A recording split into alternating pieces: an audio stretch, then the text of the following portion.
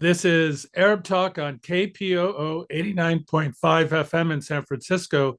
This is Arab Talk with Jess Jamal. I'm Jess Jamal. And I'm Jamal Dejani. Jamal, we're in the midst of another state-sponsored terrorist attack by the apartheid state of Israel, which has launched a three-day murderous assault on the Gaza Strip. And mercifully, there's a ceasefire right now, but we're going to be talking about over 44 dead and hundreds of Palestinian men, women, and children who've been injured and killed in this murderous assault, and devastating as usual. And we're going to talk about the painful reality on the ground, obviously, and the lies by the apartheid state in terms of their state-sponsored terror against these civilian populations in Gaza. We're also going to be talking about the media coverage, which continues to be abysmal. But before we get to that, we're going to be watching an interview that you did with Dr. Robert Ross. He's a professor of literary arts and social justice studies at Point University in Pittsburgh. And he had a lawsuit brought against him again by the Lawfare Project for teaching about Palestine and his support from BDS. That lawsuit was dropped, but he endured so much distress, obviously, and attacks by pro-apartheid forces supporting the apartheid state. So big show today. We got a lot to talk about. That's right. That's another major blow to the Lawfare Project. You know, although they have unlimited amounts of funds and pro bono lawyers working for them, this is a major loss for them because the judge basically just tossed it out of court. Didn't want it even to proceed, just right. And this, does this sound familiar, right? Yeah, it's familiar. It's like what happened with Professor Rabab Abdul Hadi, and this is a growing kind of momentum from judges taking a stand for our First Amendment rights to be able to speak critically of these, of the apartheid state or of any political entity. So it's a big win. Okay, so let's watch Professor Robert Ross. The International Holocaust Remembrance Alliance's highly controversial definition of anti-Jewish racism equates a criticism of Zionism with anti-Semitism. The US State Department adopted a similar definition, stating that it is anti-Semitic to say Israel's foundation was a racist endeavor or to apply double standards to Israel by requiring from it behavior, and I'm quoting here, not expected or demanded of any other democratic nation. This has been weaponized by the likes of the Lawfare Project, the Israel lobby group that uses lawsuits to harass supporters of Palestinian rights. Lawfare has been suing teachers and professors who undertake legitimate classroom debate about Israel's system of apartheid and other human rights abuses of the Palestinians. However, it has an abysmal record of success. The most recent case in point being the judge's dismissal of such a suit against Park Point University Professor Robert Ross and his colleague. In 2018, a federal judge dismissed a lawsuit by Lawfare against Professor Rabab Abdul Hadi and San Francisco State University. Joining us on Arab Talk this week is Dr. Robert Ross. He is a professor of literary arts and social justice studies at Point Park University in Pittsburgh. Welcome to Arab Talk, Professor. Thank you. Thank you so much for inviting me to be here. It's a pleasure. First, let me congratulate you for defending academic freedom and prevailing over the Lawfare Project. Sure, it's the least I can do. And yeah, we're very happy about the victory. So briefly walk us through this case and what prompted it. I don't want to give all the details. Another professor, Chana Newman at Park Point was the plaintiff in this lawsuit. Can you tell us what the claims were? Sure. It's a little bit convoluted, but I'll try to simplify it as much as I can. There was a professor who was accused by a student of saying inappropriate things in the classroom of a sexual nature. She basically humiliated this student who came out as a rape victim and had, nothing to do with Palestine or Israel. And The student filed a claim against the professor. The student came to me with this complaint, and as required by law, I reported the complaint to Human Resources and to my provost, and they did a big investigation, and they concluded that this professor did not violate any federal laws in saying what she did in the classroom. But nevertheless, she was put on paid leave during the investigation. Now, about a year after that, or maybe a little bit less, she filed a lawsuit against the university alleging that I conspired with the student to launch this whole investigation. And her rationale was that I conspired to do it because she's Jewish and because I'm anti-Semitic. And her proof that I was anti-Semitic is that I've been involved in the BDS movement and Palestine solidarity work. And so really the case rested on just a number of untruths. Most notably for me is that I was anti-Semitic and that I was lying about this thing, and that doing BDS work is somehow therefore automatically makes you anti-Semitic, which of course we all know is completely false. So what did they actually want to gain from the suit? Punitive damages, legitimization of Zionism by the administration? Is that what they wanted? It seems that way. I mean, definitely punitive damages. I think she was suing for several tens of thousands of dollars. And really, I mean, from my perspective, it definitely seemed to be, even though the lawsuit was legally filed against the university, essentially she was saying the university allowed me to participate in BDS and teach Palestine and teach about settler colonialism in the classroom. And so much of the lawsuit was devoted to really just identifying me in particular as this anti-Semitic bully or whatever. And so I think a lot of it was about, I mean, I don't want to make it all about me, but a lot of it was about her just specifically identifying me as some sort of anti-Semite. And so I think that of course is part of this larger Zionist project of defaming, attacking, threatening, in any way discouraging people who are trying to be in solidarity with Palestine or Palestinians themselves, of course. So I think the Lawfare Project got in on it, I think, really to further their aims of making it difficult or at least intimidating or even impossible for students, for faculty members to just open doors to the truth about what's going on there, much less advocating for Palestinian rights and being in solidarity with Palestinian struggles for freedom and liberation. I understand that the judge took the time to explain why the plaintiff's suit was deeply flawed. Can you tell us about that?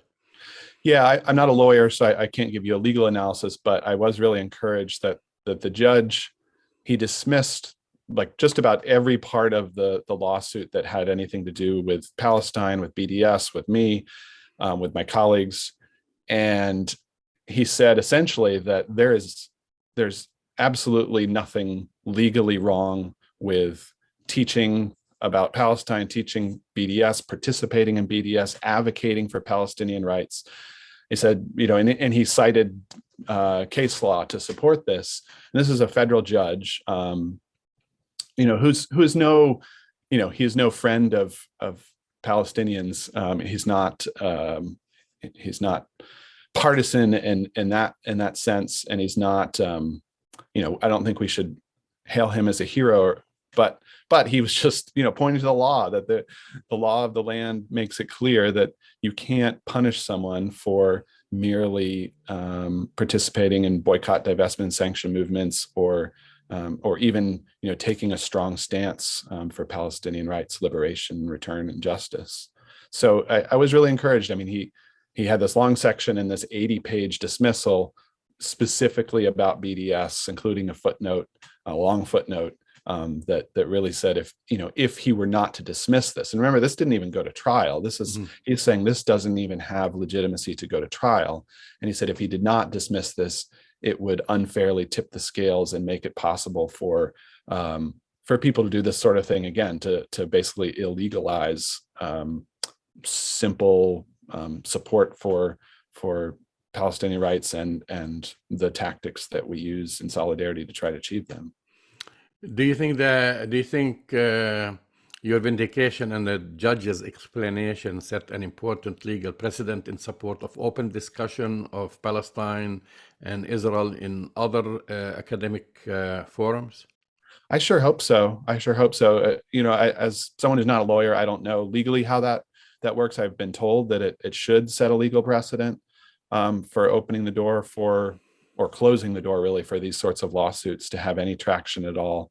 And hopefully, thank you for talking about this on your show. Hopefully more people learn about it and won't be so intimidated, because I think that's the thing. Even if it is legal, people are intimidated by just talking about Palestine in the classroom or showing up to a demonstration.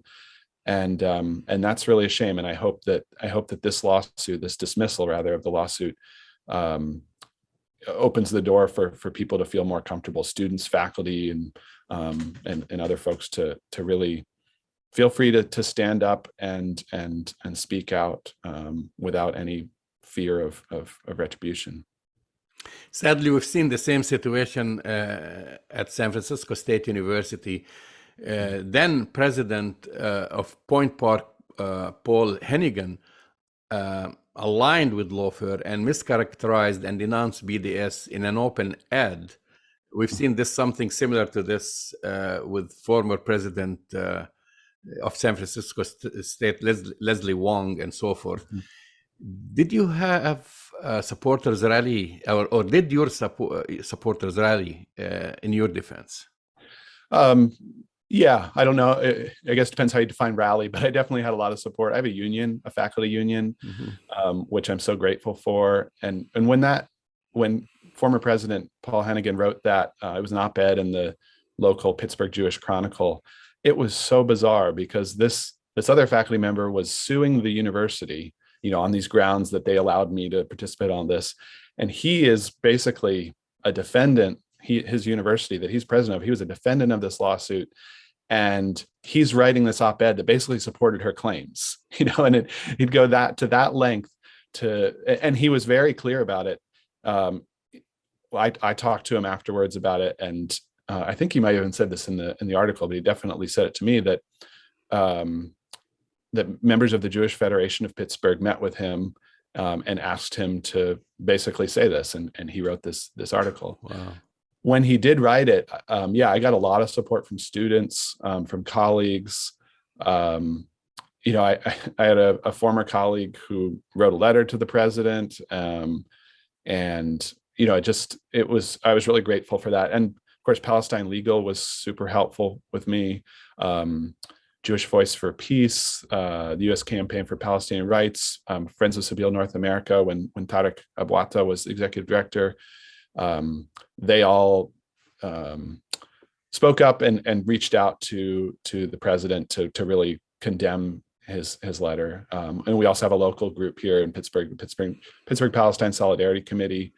They also contacted the president. Rabbi Brent Rosen contacted the president. So yeah, the support was really encouraging. And as I remember, I spoke with Tarek about this when it was happening. He said, this is an attack not on you, and not just on you, it's an attack on the movement, and we need to defend the movement. And I all along, I don't want this to be about me. I'm fine. I'm still employed, but it's really about the movement and defending it. And so I think the way we defend the movement is, yes, in the courts and through great organizations like Palestine Legal, but also as a movement supporting one another. Well, that was actually my next question related to this. There's been a trend, of course, as we've talked about, of lawsuits similar to yours at other academic institutions.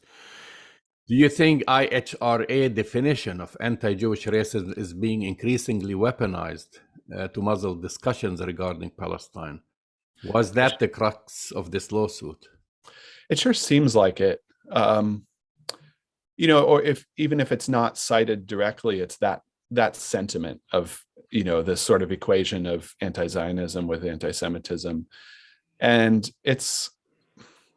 I think it's a losing game, though. I mean, I think they're using that, organizations like the Lawfare Project, but judges don't buy it. I think increasingly people don't buy it.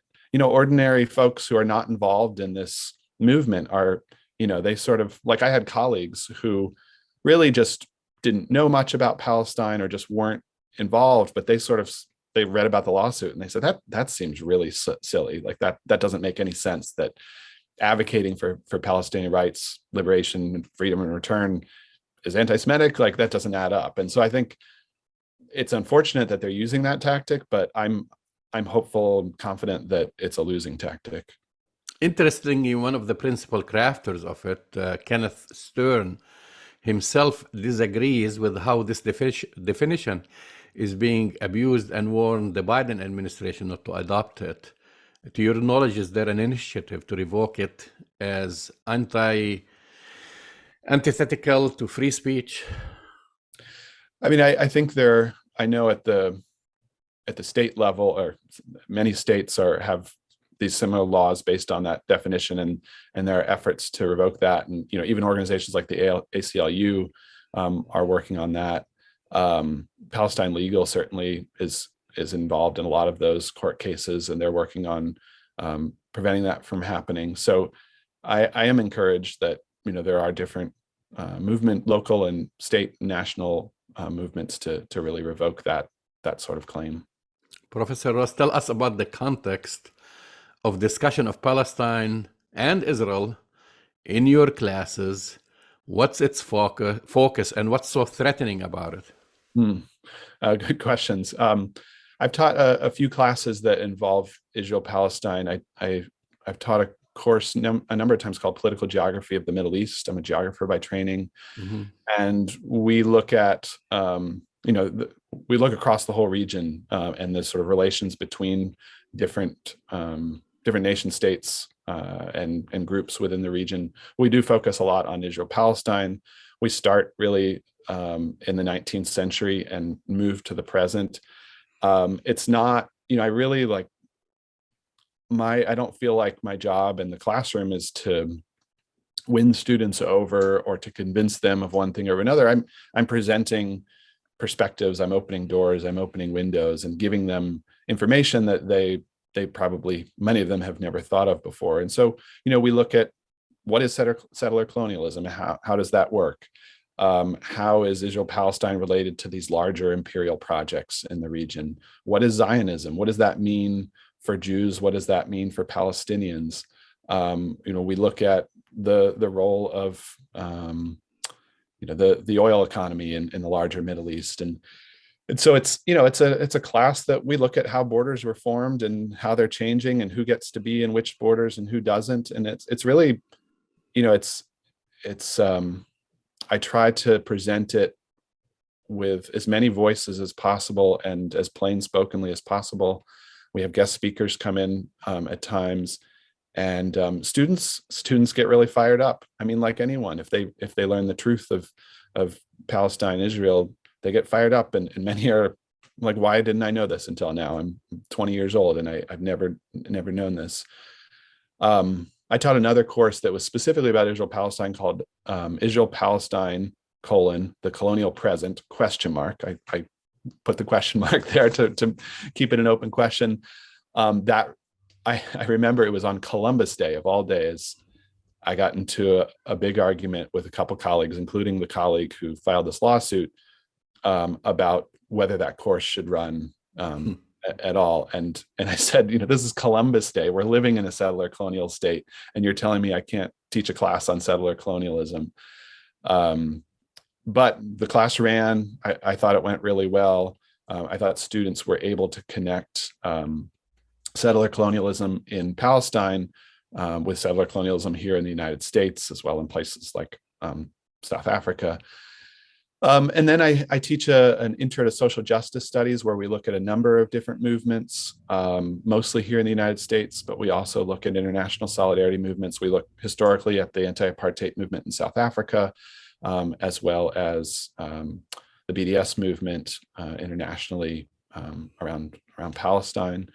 So it's not the only thing I teach. I wrote a book about 19th century baseball, which has nothing to do with Israel-Palestine. I have interest, scholarly interest beyond this. And I also like, it's important for me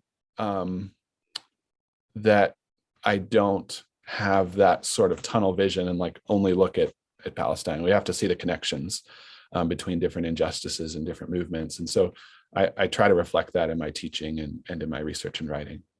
In the complaint, the plaintiff, used as evidence that you supported BDS. I mean, wasn't this basically the crux of what brought down apartheid South Africa? Why is it so different when it comes to Palestine and colonization? Great question. I mean, I think because it worked. I think it's such a load of BS when folks say, don't resist violently to Palestinians, don't use violence. And then when BDS is used, then it's like, no, don't use BDS either, even though it's a nonviolent set of tactics. And I think the fear is that it worked with South Africa. It took a number of years, and it took big institutions to be pushed by grassroots movements to participate in it. But BDS, along with, let's be fair, struggles, both violent and non-violent, on the ground in South Africa and on the borders of South Africa, it brought down apartheid. And I think that people who support the Zionist state, they know that, and they know that if BDS can grow as a movement, it could threaten to fundamentally change what we know of now as Israel or Israel-Palestine, and really end the racist settler colonial regime that is currently in power there. You've been teaching courses about this subject for many years. Have you noticed, like, recently there is a change in the attitude, or I shouldn't say the attitude, maybe the knowledge about the topic, when you get freshman students and new students versus, let's say, 10 years ago? Yeah, good question. I think so. I think the needle is moving, that students both know a little bit more, and they don't need, they're not as influenced by the anti-Palestinian propaganda. I think they see through that. And I think that's thanks both to, unfortunately, things getting worse on the ground in Palestine, but also thanks to really great organizing from Palestine to the United States, to everywhere.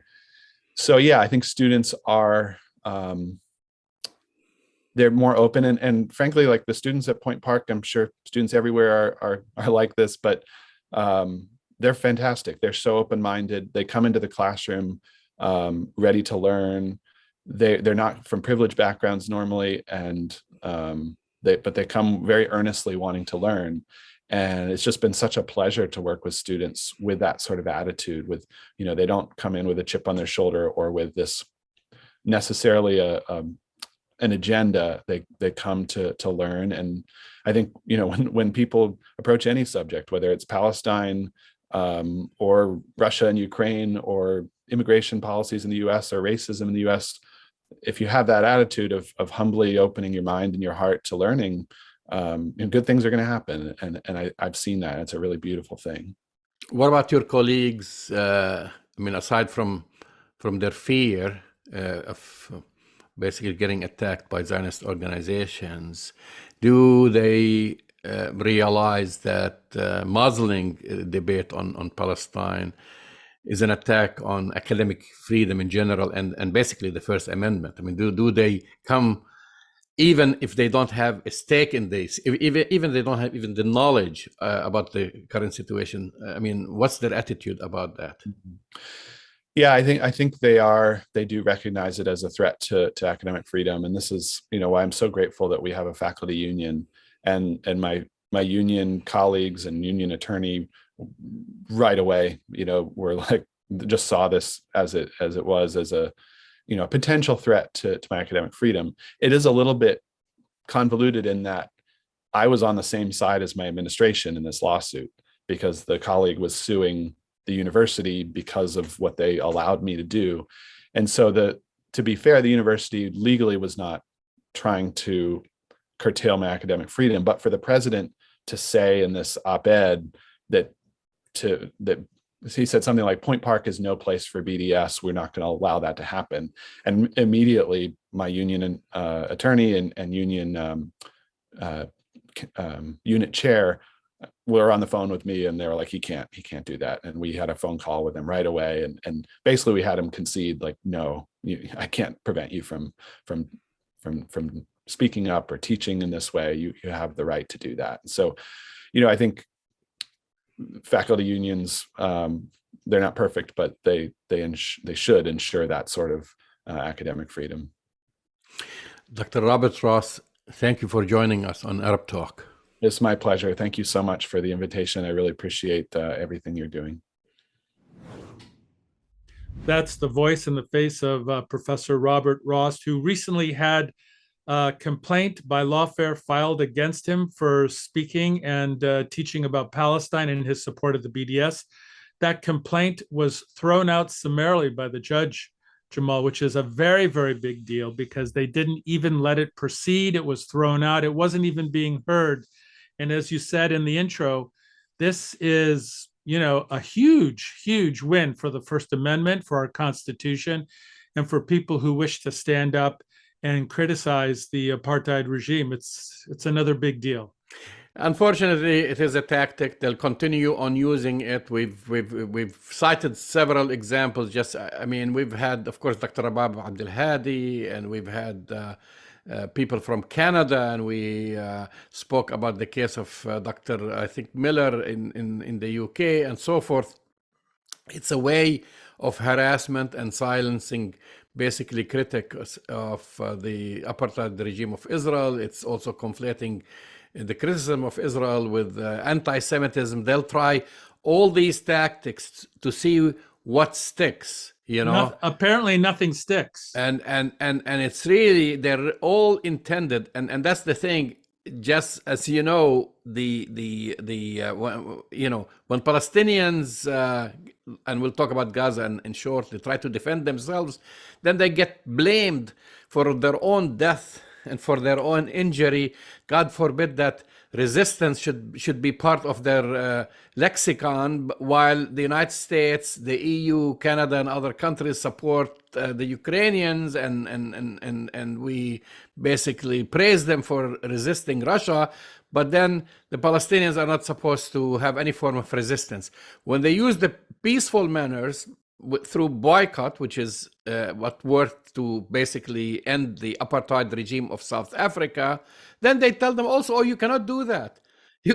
You cannot also use peaceful methods. If they want to raise their case in front of the International Criminal Court, they also attack Palestinians and say, no, you cannot do that. So I don't know what do they want. They want, well, here's what they want. What they want. They, unfortunately, Jamal, even though the case was dismissed, and it's been dismissed on multiple occasions, in many ways, the Lawfare Project and the supporters of the apartheid regime don't care. In some ways, they would like these cases to go forward, but what they're trying to do is exhaust the emotional, mental, and financial resources of these individuals. It's a psychological tactic, as we know, that they're going to come after people like Professor Ross, Professor Miller, Professor Abdul Hadi, and anybody else, with the idea that if you criticize the apartheid regime, if you speak about BDS, let alone support BDS, they're going to leverage all of their resources and come after you. So it'll cost you time, energy, and money.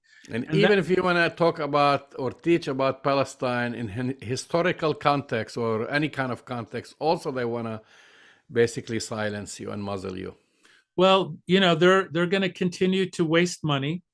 We've had, and by the way, what's interesting is that we've had judges now across the political spectrum, who've shut these cases down. And it's interesting to see the kind of judicial system in the United States, because we know the executive and the legislative bodies are in the pockets of pro-Israel allies, from AIPAC to J Street to whomever.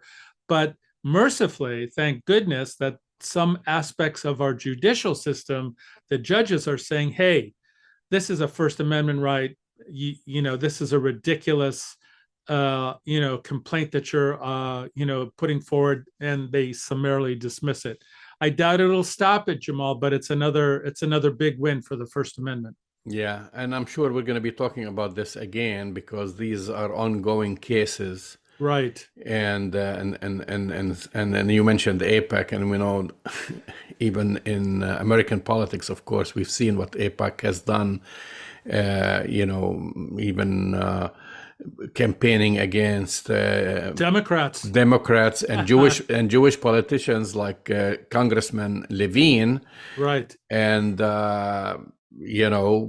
and they are not registered as a foreign agent as they should be, but nevertheless, they are allowed to interfere in American politics on behalf of a foreign country, on behalf of Israel. Yeah, and it's a big loophole. They get away with it. They're able to continue to do it. They're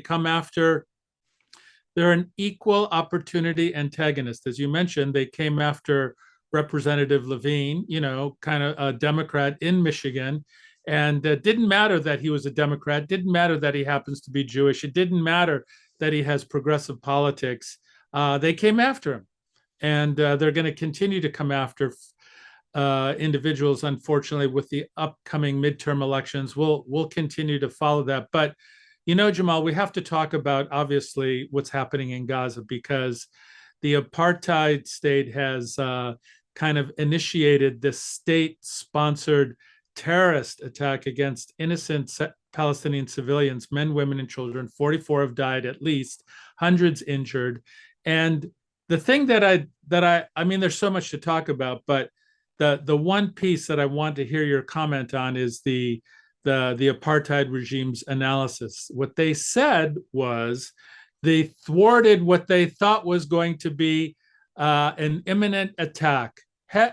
I'm so outraged that they continue to offer this kind of ridiculous narrative, and it's accepted by the United States and the mainstream media, who actually say this kind of crazy stuff. They tried to avoid an imminent attack. What a complete fabrication and lie, Jamal. Well, we'll get into the crux of this just in details, but to our listeners, I just want to make sure that we have the latest updates, and you've actually said it correctly early on, but this is according to figures from the Palestinian Health Ministry, Jess. So far, 44 Palestinians, including 16 children, were killed, murdered by the Israeli regime, and at least 300 civilians wounded. Many of them are in critical condition. So the numbers can change, sadly, in a very sad way. Since 2008, and I'm not going to go further, but Israel has waged 4 wars on Gaza, just killing nearly 4,000 people. 1/4, pay attention to this, 25% of those who were killed were children. In what society, what world is this acceptable? 25% of the casualties out of the 4,000, 1,000 children, and we're talking about only 2008. We're not going all the way to 1948. We're not going to 1967. We're not even including 2006, which also has, but I'm just giving a quick figure, just over a span, that we have this. According to data compiled by Defense for Children internationally, at least 2,200 children have been killed by the Israeli military regime and settlers, because that figure, that's also settlers across both the West Bank and Gaza. Well, and this figure, this is in both the West Bank and Gaza. So it's very distressing. You talk about the excuse, which is a nonsense. I'll get to this because I don't think you'll hear that, making the connections. Number one, and people made that connection. This is a political game for Israeli politicians to show their manhood and get the votes, and especially when the politicians are supposedly from the center left, or these are the progressives. These are what the United States labels them as doves. These are the doves. So when the doves come into power, and now we're talking about Lapid, the most recent prime minister, and he's coming up for elections in 3 months. He has 90 days to prove his manhood. So the easiest quest for him is to go kill some Palestinians. Kill some children. Kill children. And basically. create an excuse and show that he is a war prime minister, just like George W. Bush, that when he claimed that he was a war president, he says, I'm also a war prime minister. And the easiest target is to go after Gaza, because you're talking about shooting fish in a tank. Gaza is the largest open air prison. Almost 2 million Palestinians live there. They cannot go anywhere. Just anyone, you can be blindfolded and shoot a missile towards Gaza. You're going to kill children. You're going to kill people. It's so crowded. You don't have to have any military skills to kill, because you're going to kill. But if you look at the pictures, Jamal, which I know you did, we've all seen the pictures.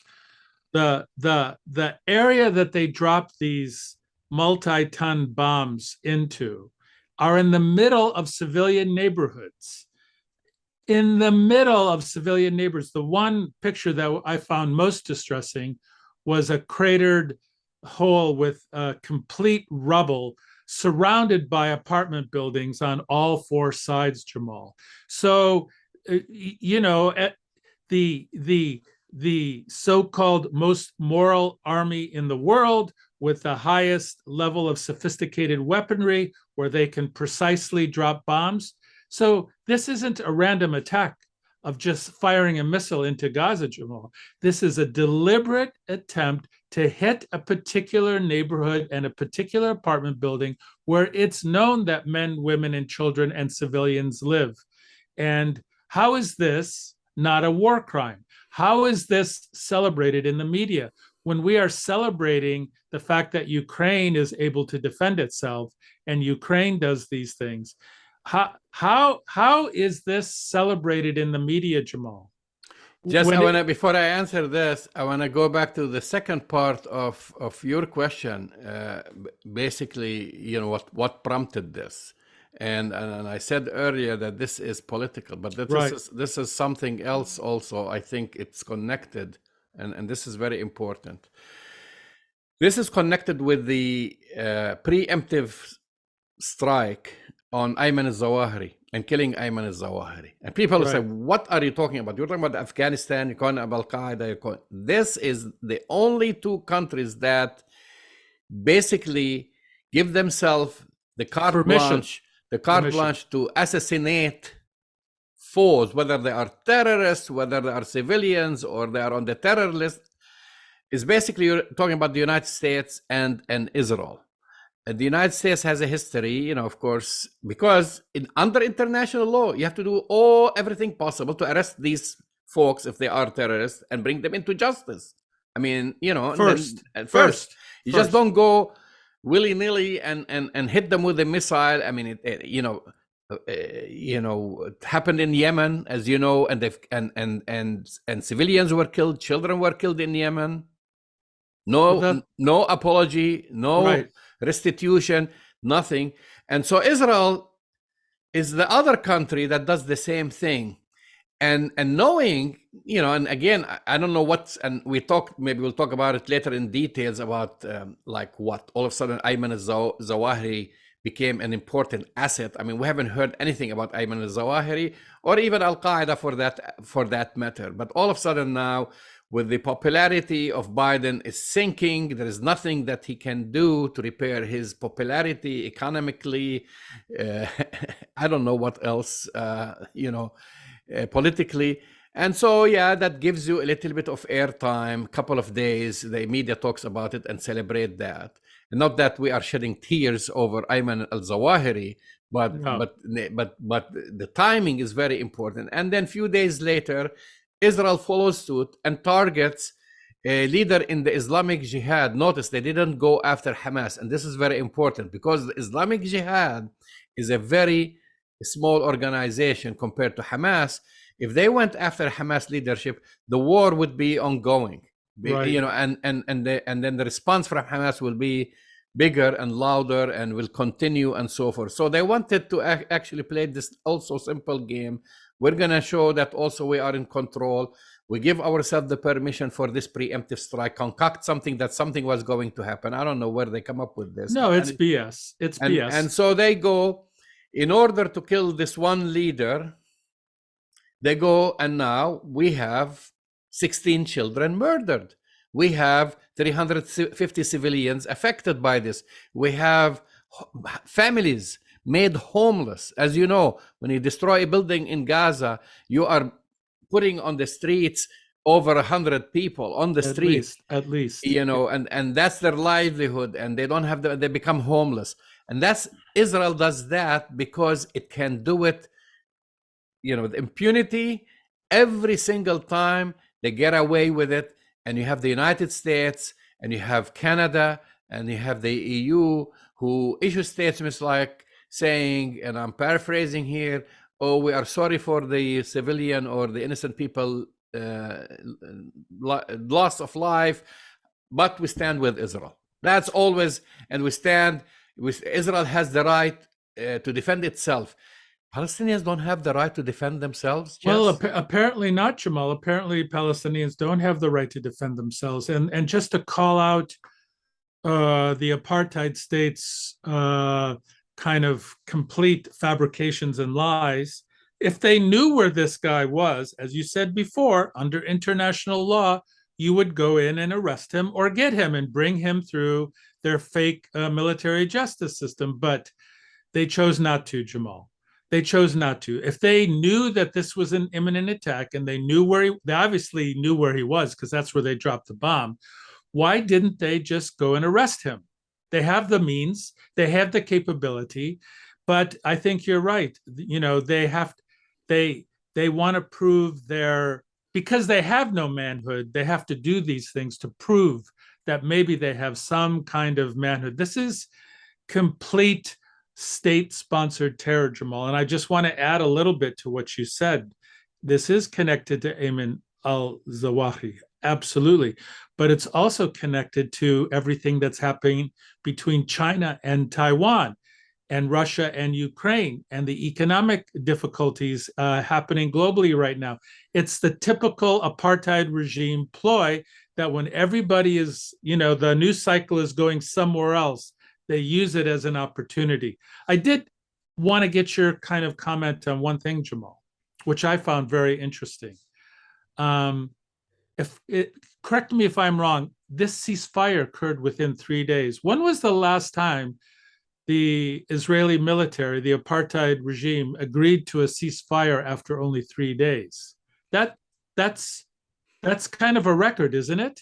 Well, that's why I'm saying they're playing this game, and that's why they didn't target Hamas, because they know this would have lasted much longer. They wanted a very quick operation to show, basically Lapid wanted to show that he's in charge and he is going to be a strong prime minister, because he's now going to be facing again, probably you get Netanyahu and you get others challenging him, saying that he's not protecting Israel and so forth. So that was a quick, calculated way of basically sacrificing Palestinians. And that's why they accepted the ceasefire. I don't know if it's going to last, because, you know, ceasefires are meaningless when it comes to Israel, because, you know, they are like, you know, Israel is like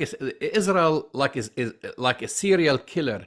You know, the serial killer might stop, you know, for a few months, but then you know that the serial killer is going to strike again and kill again. They can't stop themselves. They can't stop themselves, and they can't stop it. So you know that this is going to repeat itself, and Israel, you know, because as long as the international community does nothing to stop Israel, they're going to keep repeating it over and over again. I want to, you know, with our limited time, just two things I want to do. One, I want to talk about the media, but before I talk about the media, because this is another shameful behavior by the media, which we talked about it last time, when you compare it with, you know, just to remind people, the media that fell in love with, according to them, people with blonde hair and blue eyes, right? And that's the thing. It's the same scenario when it comes to the killing of black and brown people. you know, not only they don't cover it, and they don't cover it They don't properly care. and humanize the victims, but also they make excuses. They actually regurgitate what the Israeli Hezbollah machine talking says. points. Palestinians, there is an Iran missile, and Palestinians kill themselves. Like all of a sudden, there's like this family, 4 kids get killed, and then they show a film. You don't know its source. You don't know where it landed. Listen, you know how many rockets, Katyusha, I should say, were launched by Palestinians to Israel? Not a single Israeli was killed. And so imagine this precision system that they have or whatever that goes and now kills 4 in one shot. Not a single time that actually neither Islamic Jihad or Hamas were able to destroy a big building. Right. And make it fall all the way to the ground and turn it into rubble like Israelis do, and kill an entire family. So you know where the lies are. But Jamal, we have to go into this just a little bit, because the parroting of the Israeli Hezbollah and talking points is so disgusting. They describe it as Palestinian militants being targeted. It's such an insult to what is happening on the ground to these innocent civilians, these men, women, and children who were murdered and assassinated by these weapons. It's branded the Israel versus militants. And do we hear that language when we hear about Russia and Ukraine, when we hear about the Taiwanese defending themselves against Chinese aggression? Anywhere else, Jamal, do we hear that kind of rhetoric? No. And furthermore, on that story of the death of the four kids, really, Jess, it's just to create a smoke screen and distraction. Let's just say, for argument's sake, that this was an Iran missile, which, by the way, nobody talks about. Well, who started it? Why did Islamic Jihad respond? Is that because they were under attack? But regardless, 16 kids were killed. So what happened to the other, 12 kids? You don't talk about them. So all of a sudden, That's you create right. this distraction. What? Palestinians killed all the 16 kids? They murdered their own children. So imagine, this is the narrative they use, and media outlets just take what the Israeli military spokesperson says. They take a video supplied by them, just the same way they did with Shireen Abu Akleh. Oh no, she was killed by crossfire from Palestinian side. Now no one is talking about this, because that was a lie, and it was proven to be a lie by several media outlets who were on the scene, including her colleague who was shot in the back. Right. And now, again, to minimize this and to create a distraction, they tell you, oh, there is an Iran missile, and then they don't talk about the 350 people that got shot, and the 44 civilians that got killed, and the 16 children that were killed, and the property that got damaged. And to me, it's like, I don't know when the US media, with a few exceptions, are just going to practice journalism. But what examples do we have of that, Jamal? We don't have any examples. Well, there are decent journalists on this particular incident. Few. With, I haven't seen. I'm not talking about the mainstream. I'm not talking about the large. And I'm talking about the mainstream, Jamal. I'm not talking about some independent, relatively small media sources, and I'm not talking about Al Jazeera that gets somehow finds its way into US audiences. I'm talking about, if you watched, the primary cable news or primary broadcast television, and you hear about what's happening, it has nothing to do with reality and everything to do with the Hezbollah talking points. They parrot it. They dehumanize Palestinian children. They don't make them human, and because they're not blonde and blue-eyed, although there are blonde and blue-eyed Palestinians in Gaza, but because of the narrative of Palestinians come in all shapes and colors, and we know that, but because they get identified in a particular way and narratized in a particular way, they will never cross that line, Jamal, of having the same right that an oppressed people and occupied people, just like Ukrainians have the right to defend themselves, so do every other oppressed people who are under attack and under occupation, including Palestinians, including Yemenis, including everybody else on this planet who's being under attack by these state-sponsored terror groups, the apartheid regime. And then at the end of the day, the death of children and death of innocent lives is just numbers. They just list numbers, and Palestinians are somehow killed. You know, they don't say who killed them, who murdered them, How they died. and how they died, faceless, nameless. And so we're running out of time, and I want to talk more about this, but I'm not going to leave the show just without naming these children, you know, because they mean something to us. They mean something to Palestinians. They have a name, they have a life, they have families. So I'm just going to remember them. Jess Jamal, Najam Ad-Din Najam, 4 years. Ala Qaddoum, 5. Mu'min Nayrab, 5. Hazem Salim, 9. Ahmed Nayrab, 11. Jamil Najam, 13. Muhammad Yasser Al-Nabihin, 13. Dalia Yasser Nimr Al-Nabihin, 13. Muhammad Hassouna, 14. Hamid Haidar Najm, 16. Nazmi Faiz Abu Karsh, 16. Ahmed Al-Farram, 16. Muhammad Najam, 17. And Khalil Hamada, 17. Unbelievable. Thank you for reading those names, Jamal. And they are real people. They are real children, and they have paid the ultimate price for this aggression, this murderous aggression by the apartheid state. So I know that we all appreciate that their names were read, and we're all appreciative of that, Jamal. You've been listening to Arab Talk on KPOO San Francisco 89.5 FM. Go to our website, arabtalkradio.com, to download the latest episode, and we will talk to you next week. We'll see you next week.